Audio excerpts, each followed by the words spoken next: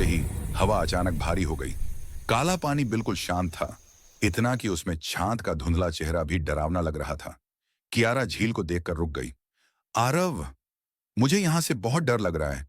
मुझे लगता है मैं पहले भी यहां आ चुकी हूं। आरव ने उसका हाथ कसकर पकड़ा। हम साथ हैं, जो भी होगा मिलकर देखेंगे। दोनों धीरे धीरे झील के किनारे पहुंचे। पानी की सतह पर हल्की झिलमिलाहट दिखी और फिर उसी से एक लड़की की परछाई उभरने लगी। वहीं आधी जली हुई कियारा, इस बार पहले से ज्यादा यहीं साफ, से सब शुरू ज्यादा हुआ था। वास्तविक। उसने कियारा की तरफ देखा और कहा, यहीं से सब शुरू हुआ था। कियारा कांप गई। क्या? क्या शुरू हुआ था? परछाई ने हाथ पानी पर रखा और झील अचानक उबलने लगी, जैसे किसी ने आग डाल दी हो। पानी के अंदर से एक टूटी हुई नाव, फटी हुई डायरी और एक रक्त लाल रिबन ऊपर तैरने लगे। कियारा ने वह रिबन उठाया और एक पल में उसकी आंखों के सामने धुंधली यादें चमकने लगीं। छोटी कियारा एक दूसरी लड़की के साथ हंसती हुई, नाव में खेलती हुई। फिर अचानक नाव का पलट गया। चीख, धुआं, आग और वो लड़की जिसका चेहरा आधा जल गया था।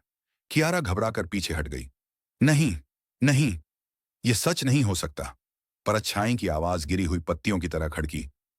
मैं तुम्हारी बहन हूं, कियारा। आरव की आंखें फैल गईं।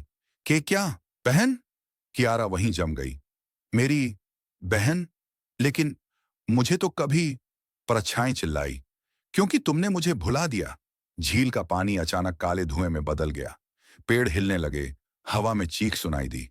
परछाई आगे बढ़कर फुसफुसाई, तुमने वादा किया था मुझे कभी नहीं छोड़ोगी, लेकिन तुम बच गई और मैं अधूरी रही। कियारा की आंखों में आंसू भर आए। मैंने मैंने तुम्हें नहीं छोड़ा था, मैं बस याद नहीं कर पाई। परछाई का गुस्सा और बढ़ गया। उसकी आंखें सफेद से लाल हो गईं। अब मैं तुम्हें वही दर्द महसूस करवाऊंगी जो मैंने झेला। आरव तुरंत कियारा के सामने खड़ा हो गया। तुम उसे चोट नहीं पहुंचाओगी।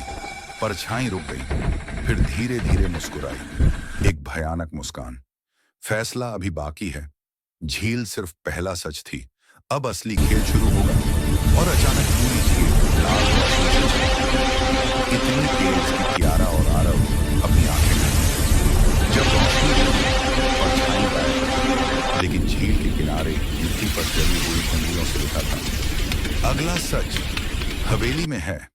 कियारा कांपते हुए बोली, आरव, अब मुझे सच जानना ही होगा।